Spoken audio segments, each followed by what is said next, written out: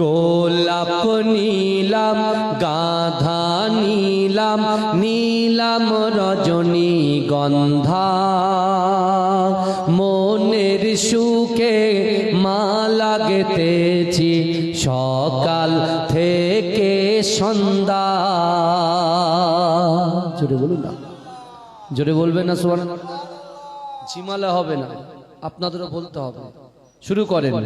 গোলাপ নীলাম গাধা নীলাম নীলাম রজনী গন্ধা মনের সুখে মালা গেথেছি সকাল থেকে সন্ধ্যা।